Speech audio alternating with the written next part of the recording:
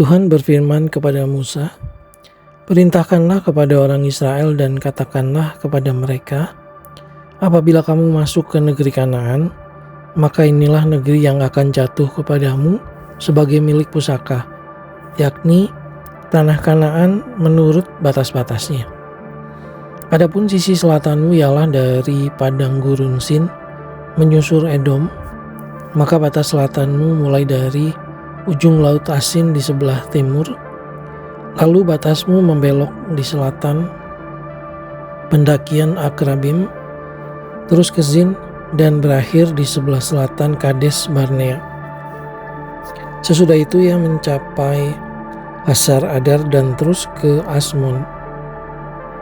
Kemudian batas itu membelok dari Asmon ke sungai Mesir dan berakhir ke laut. Batas baratmu ialah laut besar dan pantainya. Itulah batas baratmu. Inilah batas utaramu. Mulai dari laut besar, haruslah kamu buat tanda batas ke Gunung Hor. Dari Gunung Hor harus kamu buat tanda batas ke jalan yang menuju ke Hamat.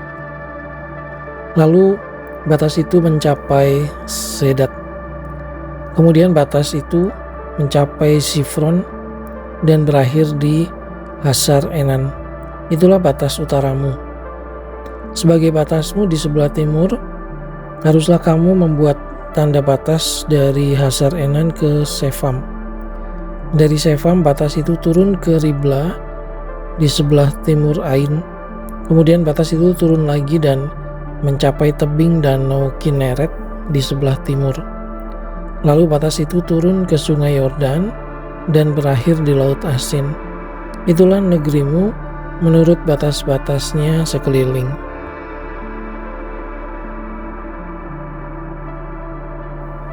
Musa memerintahkan kepada orang Israel, "Itulah negeri yang akan kamu bagi sebagai milik pusaka dengan membuang undi yang diperintahkan Tuhan untuk diberikan kepada suku yang 9,5 itu. Sebab suku Bani Ruben menurut puak-puak mereka dan suku Bani Gad menurut puak-puak mereka telah menerima milik pusakanya. Juga suku Manasye yang setengah itu telah menerimanya. 2,5 suku itu telah menerima milik pusaka mereka di seberang sungai Yordan, di dekat Yeriko ke sebelah timur." Tuhan berfirman kepada Musa, "Inilah nama orang-orang yang harus membagikan tanah itu kepadamu sebagai milik pusaka: Imam Eleazar dan Yosua bin Nun. Lagi haruslah kamu mengambil seorang pemimpin dari setiap suku untuk membagikan tanah itu sebagai milik pusaka. Inilah nama orang-orang itu: dari suku Yehuda, Kaleb bin Yefune; dari suku Bani Simeon, Samuel bin Amihud; dari suku Benyamin, Elidad bin Kislon; dari suku Bani Dan seorang pemimpin, Buki bin Yogli; dari anak-anak Yusuf, yakni dari suku Bani Manasye, seorang pemimpin, Haniel bin Efod; dan dari suku Bani Efraim, seorang pemimpin, Kemuel bin Siftan; dari suku Bani Zebulon, seorang pemimpin, Elisafan bin Parnah; dari suku Bani Isakar, seorang pemimpin, Paltiel bin Azan; dari suku Bani Asyir, seorang pemimpin, Ahihud bin Selomi; dari suku Bani Naftali, seorang pemimpin, Pedail bin Amihud. Itulah orang-orang yang diperintahkan Tuhan untuk membagikan milik pusaka kepada orang Israel di tanah Kanaan." Tuhan berfirman kepada Musa di dataran Moab di tepi sungai Yordan di dekat Yeriko, "Perintahkanlah kepada orang Israel supaya dari milik pusaka kepunyaannya diberikan mereka kota-kota kepada orang Lewi untuk didiami. Juga haruslah kamu memberikan kepada orang Lewi tanah-tanah pengembalaan yang di sekeliling kota-kota itu. Kota-kota itu akan menjadi kepunyaan mereka untuk didiami dan tanah-tanah pengembalaannya untuk hewan yang mereka miliki dan untuk segala ternak mereka yang lain. Tanah-tanah pengembalaan kota-kota yang harus kamu berikan kepada orang Lewi itu ialah Dari tembok kota keluar 1.000 hasta berkeliling. Di luar kota itulah haruslah kamu mengukur 2.000 hasta di sisi timur dan 2.000 hasta di sisi selatan dan 2.000 hasta di sisi barat dan 2.000 hasta di sisi utara, sehingga kota itu berada di tengah-tengah. Itulah bagi mereka tanah-tanah penggembalaan kota-kota. Mengenai kota-kota yang harus kamu berikan kepada orang Lewi itu, ialah 6 kota perlindungan yang harus kamu berikan supaya orang pembunuh dapat melarikan diri ke sana. Di samping itu haruslah kamu memberikan 42 kota. Segala kota yang harus kamu berikan kepada orang Lewi itu berjumlah 48 kota, semuanya dengan tanah-tanah pengembalaannya. Mengenai kota-kota yang akan kamu berikan dari tanah milik orang Israel, dari suku yang banyak jumlahnya, haruslah kamu ambil banyak, dan dari suku yang sedikit jumlahnya, haruslah kamu ambil sedikit. Setiap suku harus memberikan dari kota-kotanya kepada orang Lewi sekadar milik pusaka yang dibagikan kepadanya. Tuhan berfirman kepada Musa, "Berbicaralah kepada orang Israel dan katakanlah kepada mereka, apabila kamu menyeberangi sungai Yordan ke tanah Kanaan, maka haruslah kamu memilih beberapa kota yang menjadi kota-kota perlindungan bagimu, supaya orang pembunuh yang telah membunuh seseorang dengan tidak sengaja dapat melarikan diri ke sana. Kota-kota itu akan menjadi tempat perlindungan bagimu terhadap penuntut balas, supaya pembunuh jangan mati sebelum ia dihadapkan kepada rapat umat untuk diadili. Dan kota-kota yang kamu tentukan itu haruslah 6 buah kota perlindungan bagimu. 3 kota harus kamu tentukan di seberang Sungai Yordan di sini, dan 3 kota harus kamu tentukan di tanah Kanaan, semuanya kota-kota perlindungan. Ke-6 kota itu haruslah menjadi tempat perlindungan bagi orang Israel dan bagi orang asing dan pendatang di tengah-tengahmu, supaya setiap orang yang telah membunuh seseorang dengan tidak sengaja dapat melarikan diri ke sana. Tapi jika ia membunuh orang itu dengan benda besi sehingga orang itu mati, maka ia seorang pembunuh. Pastilah pembunuh itu dibunuh. Dan jika ia membunuh orang itu dengan batu di tangan yang mungkin menyebabkan matinya seseorang, sehingga orang itu mati, maka ia seorang pembunuh. Pastilah pembunuh itu dibunuh. Atau jika ia membunuh orang itu dengan benda kayu di tangan yang mungkin menyebabkan matinya seseorang, sehingga orang itu mati, maka ia seorang pembunuh. Pastilah pembunuh itu dibunuh. Penuntut darahlah yang harus membunuh pembunuh itu. Pada waktu bertemu dengan dia, ia harus membunuh dia. Juga jika ia menumbuk orang itu karena benci atau melempar dia dengan sengaja sehingga orang itu mati, atau jika ia memukul dia dengan tangannya karena perasaan permusuhan sehingga orang itu mati, maka pastilah si pemukul itu dibunuh.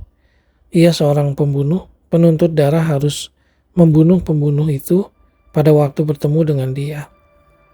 Tetapi jika ia sekonyong-konyong menumbuk orang itu dengan tidak ada perasaan permusuhan, atau dengan tidak sengaja melemparkan sesuatu benda kepadanya, atau dengan kurang ingat menjatuhkan kepada orang itu sesuatu batu yang mungkin menyebabkan matinya seseorang, sehingga orang itu mati, sedangkan dia tidak merasa bermusuhan dengan orang itu, dan juga tidak mengikhtiarkan celakanya, maka haruslah rapat umat mengadili antara orang yang membunuh itu dan penuntut darah menurut hukum-hukum ini. Dan haruslah rapat umat membebaskan pembunuh dari tangan penuntut darah, dan haruslah rapat umat mengembalikan dia ke kota perlindungan, ke tempat ia telah melarikan diri. Disitulah ia harus tinggal sampai matinya imam besar yang telah diurapi dengan minyak yang kudus. Tetapi jika terjadi bahwa pembunuh itu keluar dari batas kota perlindungan, tempat ia melarikan diri, dan penuntut darah mendapat dia di luar batas kota perlindungannya, dan penuntut darah membunuh pembunuh itu, maka tidaklah ia berhutang darah. Sebab pembunuh itu wajib tinggal di kota perlindungan sampai matinya imam besar. Tetapi sesudah matinya imam besar, bolehlah pembunuh itu kembali ke tanah kepunyaannya sendiri. Itulah semuanya yang harus menjadi ketetapan hukum bagimu turun-temurun di segala tempat kediamanmu. Setiap orang yang telah membunuh seseorang haruslah dibunuh sebagai pembunuh menurut keterangan saksi-saksi. Tetapi kalau hanya satu orang saksi saja, tidak cukup untuk memberi keterangan terhadap seseorang dalam perkara hukuman mati. Janganlah kamu menerima uang tebusan karena nyawa seorang pembunuh yang kesalahannya setimpal dengan hukuman mati, tetapi pastilah ia dibunuh. Juga janganlah kamu menerima uang tebusan karena seseorang yang telah melarikan diri ke kota perlindungannya, supaya ia boleh kembali untuk diam di tanahnya sebelum matinya imam besar. Jadi janganlah kamu mencemarkan negeri tempat tinggalmu, sebab darah itulah yang mencemarkan negeri itu. Maka bagi negeri itu tidak dapat diadakan pendamaian oleh karena darah yang tertumpah di sana, kecuali dengan darah orang yang telah menumpahkannya. Maka janganlah najiskan negeri tempat kedudukanmu yang di tengah-tengahnya aku diam, sebab aku Tuhan diam di tengah-tengah orang Israel.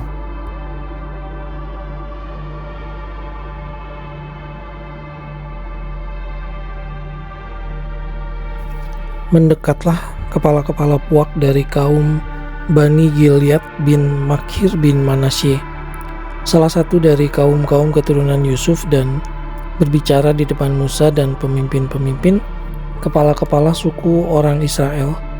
Kata mereka, Tuhan telah memerintahkan tuanku untuk memberikan tanah ini kepada orang Israel sebagai milik pusaka dengan membuang undi.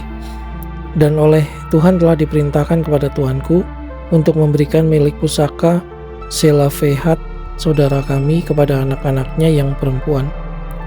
Tetapi seandainya mereka kawin dengan salah seorang anak laki-laki dari suku lain di antara orang Israel, maka milik pusaka perempuan itu akan dikurangkan dari milik pusaka bapak-bapak kami dan akan ditambahkan kepada milik pusaka suku yang akan dimasukinya. Jadi akan dikurangkan dari milik pusaka yang diundikan kepada kami. Maka apabila tiba tahun Yobel bagi orang Israel, milik pusaka perempuan itu akan ditambahkan kepada milik pusaka suku yang akan dimasukinya dan akan dikurangkan dari milik pusaka suku nenek moyang kami. Lalu Musa memerintahkan kepada orang Israel sesuai dengan titah Tuhan. Perkataan suku keturunan Yusuf itu benar. Inilah firman yang diperintahkan Tuhan mengenai anak-anak perempuan Selafehat, bunyinya, mereka boleh kawin dengan siapa saja yang suka kepada mereka, asal mereka kawin di lingkungan salah satu kaum dari suku ayah mereka. Sebab milik pusaka orang Israel tidak boleh beralih dari suku ke suku, tetapi orang Israel haruslah masing-masing memegang milik pusaka suku nenek moyangnya. Jadi setiap anak perempuan di antara suku-suku orang Israel yang telah mewarisi milik pusaka haruslah kawin dengan seorang dari salah satu kaum yang termasuk suku ayahnya, supaya setiap orang Israel mewarisi milik pusaka nenek moyangnya. Sebab milik pusaka itu tidak boleh beralih dari suku ke suku, tetapi suku-suku orang Israel haruslah masing-masing memegang milik pusakanya sendiri. Seperti yang diperintahkan Tuhan kepada Musa, demikianlah diperbuat anak-anak perempuan Selafehat. Maka Mahla, Tirsa, Hogla, Milka, dan Noah, anak-anak perempuan Selafehat, kawin dengan anak-anak lelaki dari pihak saudara-saudara ayah mereka. Mereka kawin dengan laki-laki dari kaum-kaum Bani Manasye bin Yusuf, sehingga milik pusaka mereka tetap tinggal pada suku kaum ayahnya. Itulah perintah dan peraturan yang diperintahkan Tuhan kepada orang Israel dengan perantaraan Musa di dataran Moab, di tepi sungai Yordan dekat Yeriko.